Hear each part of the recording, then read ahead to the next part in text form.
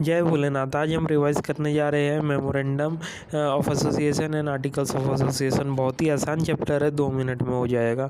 तो सबसे पहले बात करते हैं मेमोरेंडम ऑफ एसोसिएशन की। ये कुछ नहीं है जिसमें ये बेसिक्स ऑफ कंपनी गिवन रहते हैं, जैसे कि नेम हो गया, उसका प्लेस क्या है, ऑब्जेक्ट क्या है कंपनी का, ये सब गिवन रहते हैं। मतलब ऐसा डॉक्यूमेंट है which contains powers of the company, है ना। इसे प्राइमरी डॉक्यूमेंट भी बोलते हैं। और इन केस ऑफ कॉन्ट्राडिक्शन मेमोरेंडम जो है हमेशा ओवरराइड करेगा आर्टिकल्स को। हाँ, और इसमें जो ट्रांजैक्शंस है बियॉन्ड द मेमोरेंडम वो हमेशा अल्ट्रा वायर्स दी कंपनी होगा और वॉइड एब इनिशियो रहेगा। यहाँ पे कोई रेक्टिफिकेशन पॉसिबल नहीं है, ठीक है। और कंटेंट की बात करें, जैसे कि मैंने बताया, इसमें नेम क्या है कंपनी का, उसका प्लेस क्या है, ऑब्जेक्ट क्या है, ये लिखा रहता है। अब आर्टिकल्स की बात करेंगे तो आर्टिकल्स में रूल्स एंड रेगुलेशंस लिखे रहते हैं कंपनी के, क्या फॉलो करने हैं उनको, ठीक है। और फिर आर्टिकल सेकेंडरी डॉक्यूमेंट है, कभी भी ओवरराइड नहीं कर सकता है मेमोरेंडम को। और ट्रांजैक्शंस जो बियॉन्ड द आर्टिकल्स हैं उन्हें अल्ट्रा वायर्स द आर्टिकल्स ही बोलेंगे, है ना। और वॉइड एब इनिशियो ये भी रहता है, पर रेक्टिफिकेशन इधर पॉसिबल है। थोड़े बहुत changes upon rules and regulations में कर सकते हैं। और कंटेंट वही है, प्रेफरेंस शेयर में क्या रूल्स लगते हैं, बायबैक में क्या रूल्स एंड रेगुलेशंस लगते हैं, यही सब आर्टिकल्स में गिवन रहता है, ठीक है। अब बात करते हैं मेमोरेंडम की। तो मेमोरेंडम में सबसे पहले अपन याद करने का तरीका है कि नेम, प्लेस और ऑब्जेक्ट की बात करते हैं। नेम क्या है, नेम ऑफ द कंपनी में अपने को पता है प्राइवेट कंपनी के आखिरी में प्राइवेट लिमिटेड वर्ड लिखेंगे या पीवीटी लिमिटेड लिखेंगे at the end of the name. और पब्लिक कंपनी के आखिरी में लिमिटेड या एलटीडी वर्ड लिखेंगे at the end of the name. और एक्सेप्शन क्या है, सेक्शन 8 कंपनी मतलब जो कि एनपीओ है और गवर्नमेंट कंपनी है, इन्हें जो है ऐड करने की ज़रूरत नहीं है लिमिटेड या प्राइवेट लिमिटेड वर्ड। अब बात करते हैं प्लेस ऑफ द कंपनी, जिसे सिचुएशन या डोमिसाइल क्लॉज भी बोलते हैं। प्लेस में कुछ नहीं लिखना है, सिर्फ वो स्टेट का नाम लिख देना है, the name of the state जहाँ पे उसका रजिस्टर ऑफिस आरओज जो है सिचुएटेड है, ठीक है। और ऑब्जेक्ट क्लॉज में क्या है, कुछ नहीं, ऑब्जेक्ट लिखना है कंपनी का, मेन ऑब्जेक्ट लिखना है for which the company is formed. और इंसिडेंशियल ऑब्जेक्ट अगर कुछ है तो वो भी लिख देना है, जो कि प्रमोट करने के लिए यूज़ होता है मेन ऑब्जेक्ट, है ना। अब बात करते हैं और दूसरा याद करने का फिर है यही मेमोरेंडम में कि लायबिलिटी एंड कैपिटल क्या है कंपनी का, और सब्सक्रिप्शन कितने जन के हुए हैं और नॉमिनी कौन है। तो लायबिलिटी ऑफ मेंबर्स की बात करते हैं। तो अपने को पता है मेंबर्स की लायबिलिटी जो है लिमिटेड बाय शेयर्स भी हो सकती है या लिमिटेड बाय गारंटी भी हो सकती है ना। लिमिटेड बाय शेयर्स कब होगी, जब अप टू द कितनी लायबिलिटी होगी, up to the unpaid amount on shares. और लिमिटेड बाय गारंटी में फिक्स्ड अमाउंट तक लायबिलिटी उनकी लिमिटेड होगी, ठीक है। अब बात करते हैं कैपिटल ऑफ द कंपनी में क्या लिखा रहता है, कुछ नहीं, टोटल कैपिटल कितना है कंपनी का वो लिखा रहता है। और ये क्या, इसे डिवाइड कैसे करते हैं, नंबर ऑफ शेयर्स और फेस वैल्यू में, और वही दोनों को मल्टीप्लाई किए तो टोटल कैपिटल आ जाता है।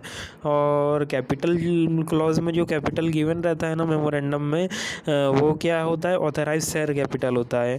और सब्सक्रिप्शन क्लॉज की बात करें तो वहाँ कुछ नहीं, नेम और एड्रेस ऑफ सब्सक्राइबर्स गिवन रहता है और कितने शेयर्स उनने सब्सक्राइब किए हैं, नंबर ऑफ शेयर सब्सक्राइब्ड उनके नाम के अपोजिट में लिखा रहता है। और नॉमिनी की बात करें, इन केस ऑफ ओपीसी अपने को नॉमिनी अपॉइंट करना पड़ता है, तो नेम ऑफ द नॉमिनी अपन लिख देंगे नॉमिनी क्लोज में, है ना। जो कि मेंबर बनेगा इन case of death of member, है ना, ठीक है। अब नेम ऑफ द कंपनी के बेसिक प्रोविजंस की बात कर रहे हैं। तो नेम ऑफ द कंपनी जो है कभी भी आइडेंटिकल नहीं होना चाहिए with name of already registered company, जैसे कि रिलायंस का के समान कोई नाम नहीं होना चाहिए सेम टू सेम कोई अदर कंपनी का, है ना। रजिस्टर्ड ट्रेडमार्क के साथ ये क्या बोलते हैं, आइडेंटिकल नहीं होना चाहिए। हाँ, ट्रेडमार्क जिसके लिए for which application for registration pending है ना, उसके साथ आइडेंटिकल नहीं होना चाहिए। कंपनी जो इनकॉर्पोरेटेड आउटसाइड इंडिया है उसके साथ आइडेंटिकल नहीं होना चाहिए। पर एक्सेप्शन क्या है कि कंपनी अगर आउटसाइड इंडिया है बनी है पर वो अभी इनकॉर्पोरेट कर रही है क्या, सब्सिडरी कंपनी इन इंडिया, तो वो नेम रख सकती है आइडेंटिकल, पर उसके साथ में उसे सिटी, स्टेट या इंडिया लिखना ज़रूरी है। जैसे कि टोशिबा जो है ये क्या बोलते हैं, आउटसाइड इंडिया बनी है ना। तो अगर इंडिया में चलाना है तो इन Toshiba Nagpur private limited, Toshiba Maharashtra Maharashtra private limited या तोशिबा इंडिया प्राइवेट लिमिटेड, ऐसे करके वो रख सकती है। अब बात करते हैं रिजर्वेशन ऑफ नेम की। बहुत ही आसान है।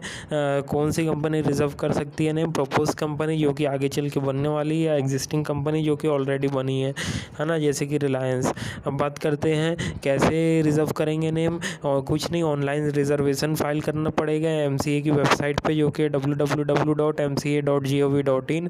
फिर नेम जो है रिजर्व हो जाएगा रन के थ्रू, मतलब रिजर्व यूनिक नेम के थ्रू, और फीस लगेगा 1000 रुपये, ठीक है। और टाइम पीरियड की बात करें कितने दिन तक वो नेम रिजर्व होगा, हाँ, एग्जिस्टिंग कंपनी के केस में 60 दिन तक वो नेम रिजर्व रहेगा, और उस कंपनी के केस में 20 दिन तक ही रिजर्व रहेगा, पर उसका एक्सटेंशन कर सकती है प्रपोज कंपनी, हाँ, बिफोर एक्सपायरी ऑफ 20 डेज 1000 रुपये दे के, तो वो जो एक्सटेंशन हो जाएगा 40 दिन तक, मतलब 20 + 20, या फिर वो जो है एक्सटेंशन कर सकती है वही पहले 1000 रुपये देकर 40 दिन तक, फिर 1000 रुपये दे के हाँ, फिर एक्सटेंशन कर सकते हो और 1000 रुपये दे के 60 दिन तक, है ना। मतलब 2000 रुपये दे रहे हो, बिफोर एक्सपायरी ऑफ 40 डेज तुम बढ़ा रहे हो, और ओरिजिनल फीस इंक्लूडेड नहीं है। पर डायरेक्टली तुम स्टार्टिंग में ही 3000 रुपये दे दोगे तो डायरेक्टली 60 दिन बढ़ जाएगा, हाँ, before expiry of 20 days directly 3000 रुपये दे दोगे, और ओरिजिनल फीस इंक्लूडेड है, ठीक है। अब बात करते हैं in case of false disclosure. अगर तुमने जो है गलत नेम का डिस्क्लोज़र किए हो तो रिजर्व नेम जो है कैंसिल हो जाएगा, हाँ, और ROC ऑर्डर करेगा चेंज इन नेम के लिए 3 महीने के अंदर, या फिर स्ट्राइक ऑफ कर सकता है नेम ऑफ द कंपनी, अपने बुक से ही उनका नाम हटा देगा, या फिर वाइंडिंग अप ऑर्डर भी, हाँ, वाइंडिंग अप ऑर्डर के लिए बोल सकता है NCLT को वो, हाँ। फिर उसके बाद पेनल्टी लगेगी अलग से 1 लाख रुपए की, ठीक है। अब बात करते हैं चेंज ऑफ नेम की। बहुत ही आसान है, SR पास करो, है ना, किस लिए चेंज करने के लिए नेम MOA में, फिर अल्टरेशन हो जाएगा ऑफ MOA का, और बड़ा काम हो रहा है, नेम चेंज हो रहा है कंपनी का, तो approval of CG is required, हाँ, रिक्वायर्ड नहीं है जहाँ पे where there is only conversion in legal status, चाहे प्राइवेट से पब्लिक या पब्लिक से प्राइवेट, पहले ही बहुत लीगल रिक्वायरमेंट है, इसलिए इधर जो है अलग से अप्रूवल लेने की ज़रूरत नहीं है, ठीक है। फिर ये सब जो डॉक्यूमेंट्स हैं उसे फाइल कर देना है ROC के पास। कौन कौन से? वही SR की कॉपी, अल्टर्ड MOA और CG की अप्रूवल, और ROC क्या कर लेगा, रजिस्ट्रेशन कर लेगा और सर्टिफिकेट ऑफ इनकॉर्पोरेशन दे देगा, और 1000 रुपये पर कॉपी फ़ाइन लगेगा अगर चेंज नहीं नोट किए हो तुमने हर एक कॉपी में, है ना। तो फिर उसके बाद में एक ख़ास पॉइंट है इधर, सिर्फ तुम चेंज नहीं कर सकते हो नेम अगर तुमने डिफ़ॉल्ट की हो रीपेमेंट ऑफ दीदी केस में। मतलब क्या है, डिबेंचर इंटरेस्ट और हाँ, डिपॉजिट इंटरेस्ट, है ना। और अगर तुमने या फिर तुमने डिफ़ॉल्ट की हो फाइलिंग ऑफ फाइनेंशियल स्टेटमेंट या एनुअल रिटर्न, तब तुम ये जो है चेंज नहीं कर सकते नेम, हाँ। और कब तक चेंज नहीं कर सकते, जब तक वो डिफ़ॉल्ट एग्जिस्टिंग हो। उसके बाद जब डिफ़ॉल्ट ख़त्म हो गया तब चेंज कर सकते हो। अब बात करते हैं रेक्टिफिकेशन ऑफ नेम की। जब CG के at the description of central government, जब CG को नेम अनडिज़ायरेबल लगेगा तब तुम क्या बोलते, चेंज, हाँ, वो CG जो है डायरेक्ट करेगा कंपनी को चेंज करने के लिए उसका नेम। तो कंपनी को जो है ऑर्डिनरी रेजोल्यूशन पास करना पड़ेगा और रेक्टिफाई करना पड़ेगा नेम 3 महीने के अंदर। अगर नहीं करती है तो CG जो है कुछ भी नाम रख देगा। CG will rename the company जो भी उसे ठीक लगे एज पर इट्स डिस्क्रिशन, है ना। एंड ROC जो है एंटर कर लेगा name in register of member. हाँ, फिर ऐसी 2 जनरल बातें हैं कि कंपनी जो है फाइलिंग कर देगी डॉक्यूमेंट्स विद ROC 15 दिन के अंदर, और ROC जो है रजिस्टर कर लेगा चेंज और इशू कर देगा सर्टिफिकेट ऑफ इनकॉर्पोरेशन। अब बात करते हैं at the description of any other person, जैसे कि ट्रेडमार्क ओनर है, तब रेक्टिफाई कैसे होगा नेम।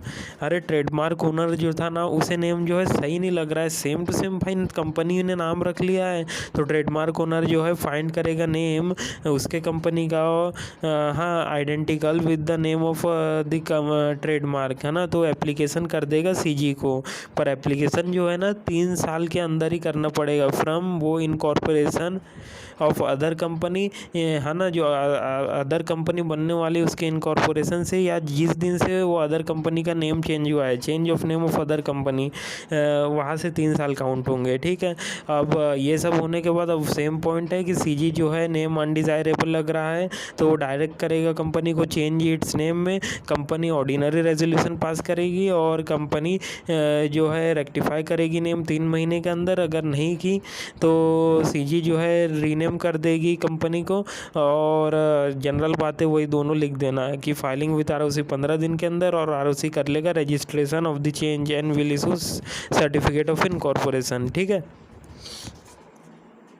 हम बात करते हैं रजिस्टर ऑफिस की। बहुत ही आसान है, सबसे पहले बेसिक्स देख लेते हैं। तो MCA जो है मिनिस्ट्री ऑफ कॉरपोरेट अफेयर्स, उसके 7 रीजनल डायरेक्टर्स हैं, है ना, और 22 ROC है। ठीक है, तो हर एक स्टेट में लगभग एक ROC है। एक्सेप्शन क्या है, महाराष्ट्र और तमिलनाडु में 2 ROC है ना। जैसे कि महाराष्ट्र में मुंबई पुणे में, तमिलनाडु में चेन्नई और कोयम्बतूर में। फिर कुछ स्टेट है जहाँ पे एक ही ROC, जैसे कि दिल्ली हरियाणा की एक ही ROC है दिल्ली में। फिर उसके बाद है बिहार झारखंड की सिर्फ पटना में है ROC, और आंध्र प्रदेश तेलंगाना की हैदराबाद में है ROC।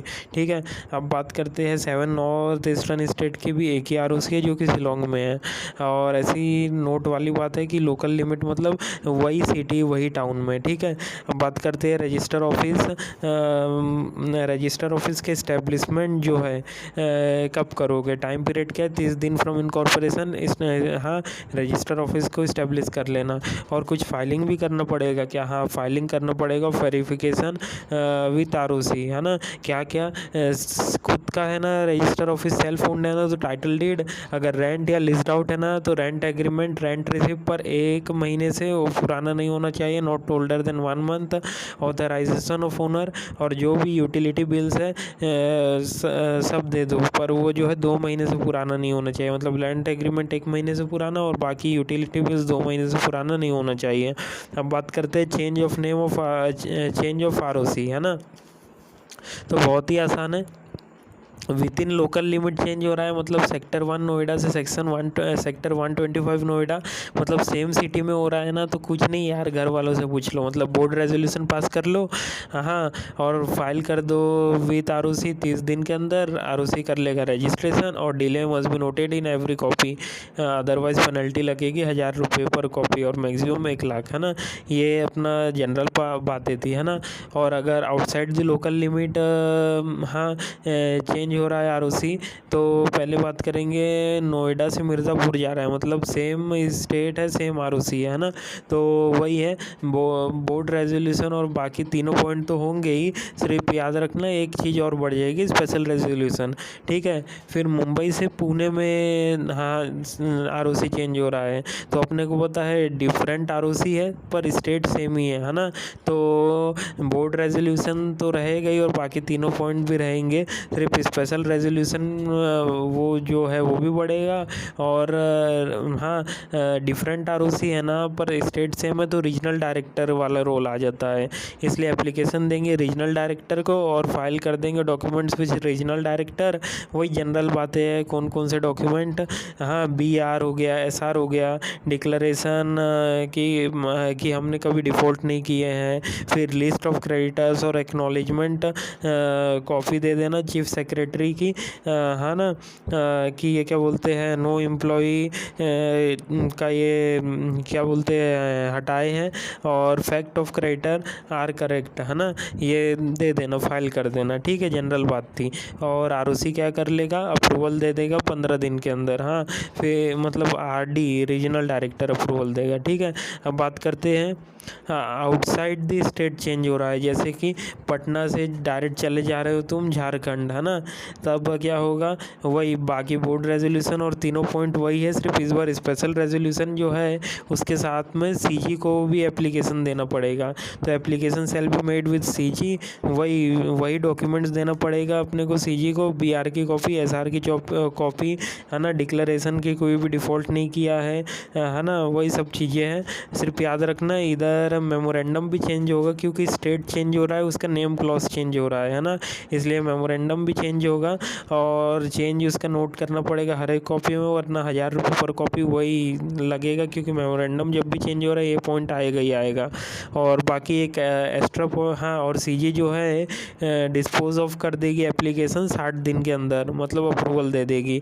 और इन case of objection bye creditor CG जो है एफिडेविट मांगेगी किससे, कंपनी से, और जो कंपनी है वो फिर उस हिसाब से कंडक्ट कर सकती है ये हियरिंग। मतलब जो है क्रेडिटर रोक नहीं सकता अपने को, एफिडेविट सिर्फ सबमिट कर दो, अपना बात चल जाएगी, ठीक है।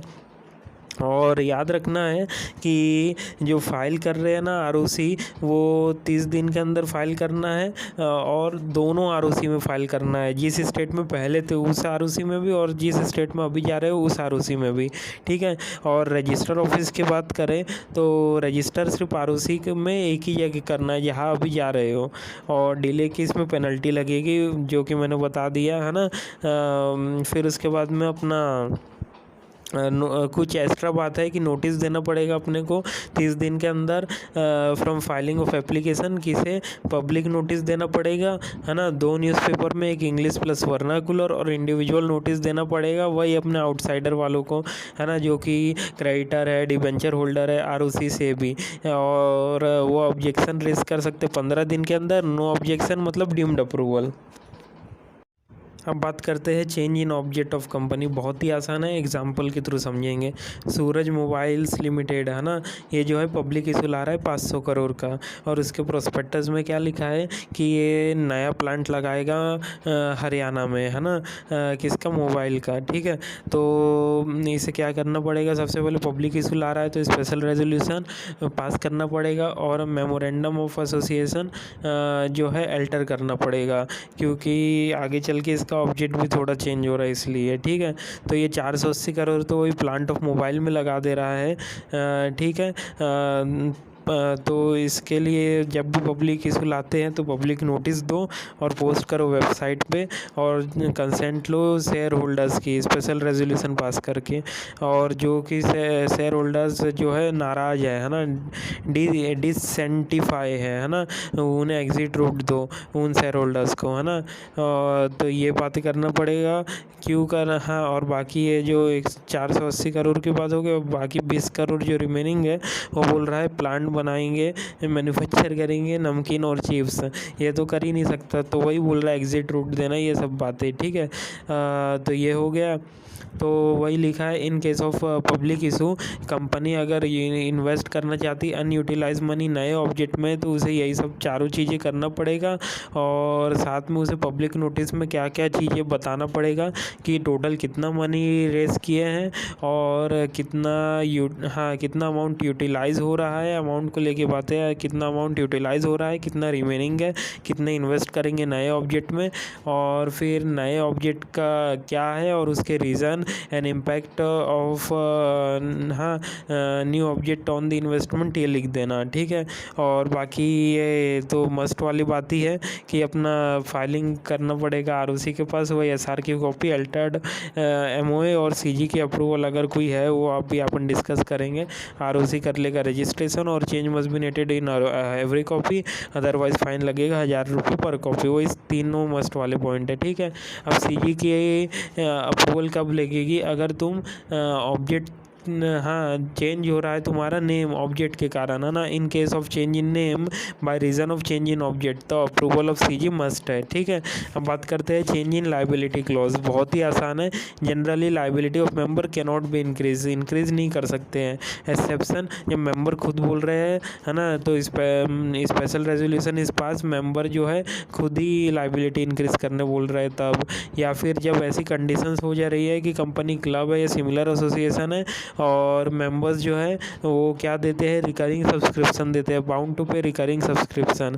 तो अपन जो है वो सब्सक्रिप्शन की प्राइस बढ़ा रहे हैं, company has increase the subscription price, जिसके वजह से जो मेंबर्स उनकी लाइबिलिटी बढ़ गई है।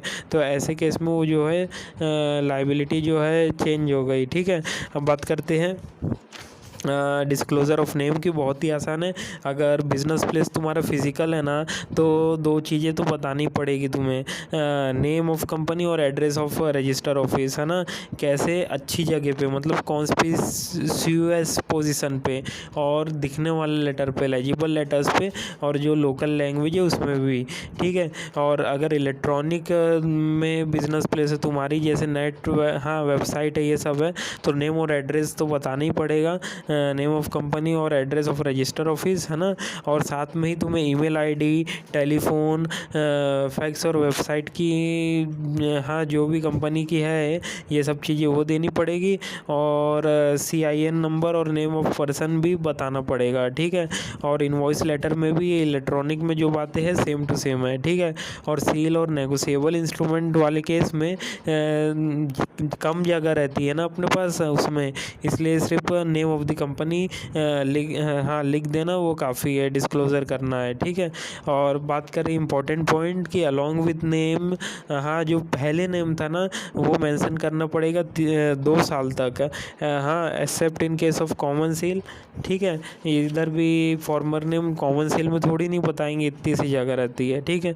अब बात करते हैं आर्टिकल्स की। तो आर्टिकल्स जैसे कि मैंने बताया ऐसे डॉक्यूमेंट है जिसमें रूल्स एंड रेगुलेशंस लिखे रहते हैं कंपनी के, ठीक है। अब कुछ जनरल बातें आर्टिकल्स की, कि कंपनी जो है प्रिस्क्राइब करती है कुछ फॉर्मेट, हाँ फॉर्मेट फॉर आइडियल आर्टिकल्स जिन्हें मॉडल आर्टिकल्स कहते हैं। फिर मॉडल आर्टिकल्स कंपलसरी नहीं है, कंपनी जो है कंफर्म कर सकती है, या मॉडिफाई या सेट असाइड कर सकती है मॉडल आर्टिकल्स को, ठीक है। और एंट्रेंचमेंट क्लॉज की बात करें तो आर्टिकल जो है उसमें एंट्रेंचमेंट क्लॉज हो सकता है पर वो वॉलेंटरी है, और एंट्रेंचमेंट क्लॉज की पावर जो है ग्रेटर देन होती है किससे, ये स्पेशल रेजोल्यूशन से, है ना। मतलब entrenchment clause is in articles, तो आर्टिकल जो है कभी भी अमेंड नहीं हो सकता है, अगर if the conditions which are, हाँ कैन ओनली भी, मतलब अमेंड हो सकता है, कैन ओनली भी अमेंडेड अगर कंडीशंस जो कि रेस्ट्रिक्टिव है, then special resolution are compiled with, ऐसा लिखेंगे इसे, ठीक है। और फिर उसके बाद एंट्रेंचमेंट क्लॉज जो है कब पार्ट बन सकता है आर्टिकल्स का, कब, at the time of formation of company, जब कंपनी नई नई बन रही है तब एंट्रेंचमेंट क्लॉज डाल सकते हैं, या फिर आफ्टर इनकॉर्पोरेशन, हाँ अमेंडमेंट करके एंट्रेंचमेंट क्लॉज डाल सकते हैं, पर बड़ा मुश्किल है ना, क्योंकि पब्लिक कंपनी में तो स्पेशल रेजोल्यूशन पास करना पड़ेगा, और प्राइवेट कंपनी पे यूनैनिमस रेजोल्यूशन, मतलब क्या एक तरफा 100% वोट फेवर में चाहिए, तभी एंट्रेंचमेंट क्लॉज डाल सकते हैं।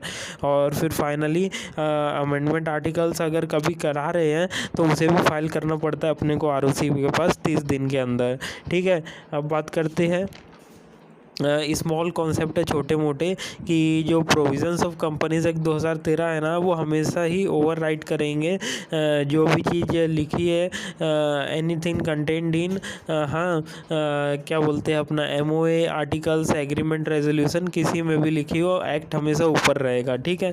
फिर एनी प्रोविज़न इन MOA आर्टिकल्स अगर वो अगेंस्ट रिपंडेंट है, मतलब क्या अगेंस्ट है कंपनीज एक्ट 2013, तो वो बिकम वॉइड या बी वॉइड, हाँ आगे चल के वॉइड बनेगा फ्यूचर में, या बी वॉइड अभी प्रेजेंट में।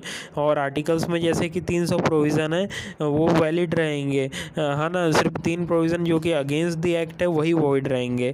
अब बात करते हैं binding effect of MOA AOA की, है ना।